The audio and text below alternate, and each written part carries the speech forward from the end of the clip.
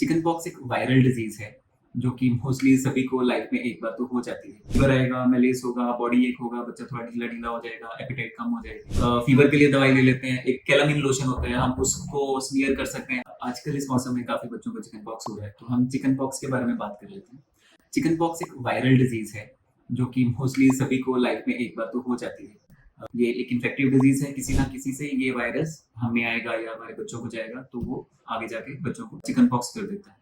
Normally जब बच्चा chicken pox के वायरस को एक्सपोज होता है तो उसके अप्रोक्सीमेटली 14 से 16 दिन के आसपास हमें ये इसके मैनिफेस्टेशन आने शुरू हो जाते हैं।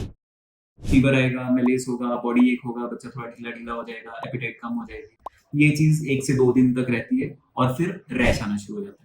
रैश जो चिकन पॉक्स का है, जैसे सुबह सुबह घास के ऊपर ड्यू ड्रॉप्स होते हैं ना, पानी की बूंदे होती हैं, क्लियर फ्लूइड, वैसा सा रैश होता है चिकन पॉक्स का और ये 5 से 10 दिन तक रहता है। शुरू शुरू में ऐसे क्लियर ड्यू ड्रॉप्स होते हैं, थोड़े दिन में उसके बीच में एक ऐसा छोटा सा काली बिंदी पड़ जाती है। तो ये बहुत स्पेसिफिक है चिकन पॉक्स का, जिससे कि आप आइडेंटिफाई कर लेते हैं कि ये चिकन पॉक्स है।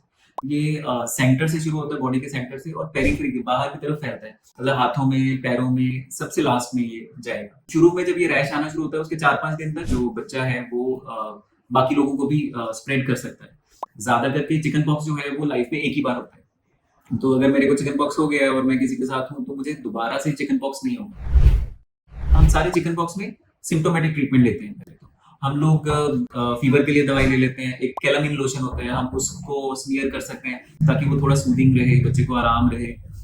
डाइट में हम थोड़ा ध्यान दे सकते हैं, हम कुछ विटामिन के सप्लीमेंट दे सकते हैं, जैसे विटामिन सी, विटामिन ए, जो कि बीमारी से लड़ने में हमारी हेल्प कर सकती है। स्पेसिफिक वायरस के लिए कोई हम दवाई नहीं देते हैं, दो हमारे पास एंटीवायरल्स हैं, लेकिन रूटीन में हम बच्चों को वो नहीं देते हैं। कुछ कंडीशंस जहाँ हमें बहुत डर हो वहां पे डॉक्टर के एडवाइस के साथ एंटीवायरल देते हैं, बट हमें डेफिनेटली चिकन पॉक्स हुआ तो डॉक्टर का ओपिनियन ले लेना चाहिए, क्योंकि कुछ कॉम्प्लिकेशंस भी होने का हमें डर होता है। जैसे ओटाइटिस मीडिया होता है, हमें कान का इन्फेक्शन होने का डर होता है, जो वो स्ट्यूल्स हैं जो हम ड्यू ड्रॉप्स जैसे कह रहे हैं उनमें पस पड़ने का डर होता है, या फिर सेकेंडरी बैक्टीरियल इन्फेक्शन हो सकती है, निमोनिया हो सकता है, और कुछ रेयर कॉम्प्लिकेशंस भी हो सकते हैं जो कि लेटर पार्ट में भी हो सकते हैं। तो इट इज ऑलवेज बेटर कि अगर आपको चिकन पॉक्स हो गया है तो हम डॉक्टर का ओपिनियन तो ले लें। हम नॉर्मली चिकन पॉक्स को रोक तो नहीं सकते, रादर हम रोकते नहीं है, हम क्या कर सकते हैं, हम वैक्सीनेट कर देते हैं।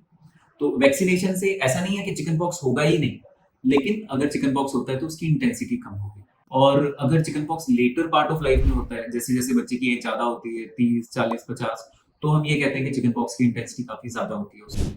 बच्चों में मोस्टली एडल्ट से थोड़ा सा इंटेंसिटी चिकन पॉक्स की कम होती है, बट फिर भी डॉक्टर के डिस्क्रिप्शन पे, अगर डॉक्टर को लगता है कि इस चिकन पॉक्स का हमने स्पेसिफिक एंटीवायरल से ट्रीटमेंट देना है, तो it is totally according to the doctor's assessment.